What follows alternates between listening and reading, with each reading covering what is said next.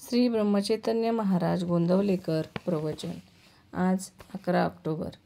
भगवंताजवळ वास ठेवल्यावर वासना राहतच नाही.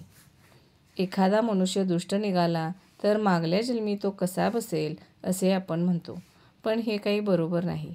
मनुष्याला वासनेनेच जन्म येतो, कर्माने नाही. म्हणूनच कर्म टाळायचे नसते, त्यामागची वासना टाळावी लागते. कर्म हे केव्हाही बाधक ठरत नाही, तर कर्माचा हेतू बाधक ठरतो. अधिकाऱ्यांपुढे शिपाई चालतो आणि कैद्यांच्या पुढेही चालतो, परंतु यामध्ये जो फरक आहे तो संतांच्या आणि आमच्या वासनेत आहे. आम्ही वासनेचे खत विषयाला घालतो आणि विषयातच गुंतून राहतो. वासनेचा क्षय सत्संगाशिवाय नाही होणार. संगतीने मनावर परिणाम घडतो.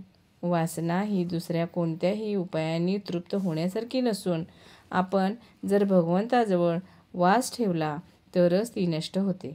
वासना म्हणजे विषयाजवळचा वास, ना म्हणजे नको. सकाळपासून संध्याकाळपर्यंत आणि रात्रीपासून रात्रीपर्यंत वासनेमुळे सर्व कर्म एकमेकात गुंतून गेले आहेत. म्हातारे आणि तरुण या सर्वांना वासना सारखीच आहे. मी आता कंटाळलो असे म्हटले तरी वासना आपल्याला सोडित नाही आणि देह ठेवतानाही आपली वासना आपल्याबरोबर येते.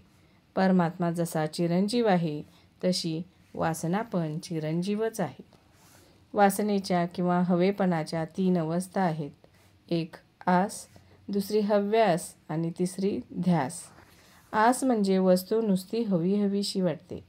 हव्यासामध्ये वस्तू नेहमीच आपल्याजवळच असावी अशी वाटते आणि ध्यासामध्ये त्या वस्तूशिवाय इतर काहीच सुचत नाही.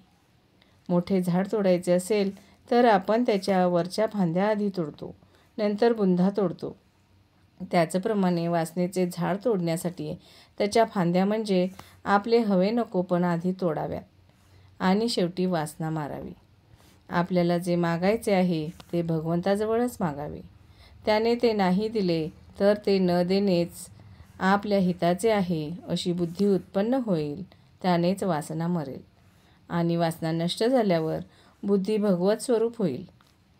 काहीही न करता मिळावा इतका का परमार्थ सोपा आहे? त्याच्यासाठी निदान वाईट वासना तरी मारायला नको का? आणि चांगल्या वासनासुद्धा नीती आणि धर्माला धरून असतील तेवढ्याच भोगाव्यात.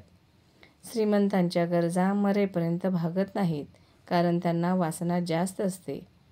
काळ हा आपल्याला आशेत गुंतवून ठेवतो आणि शेवटपर्यंत सुख न देता आपले आयुष्य संपवितो.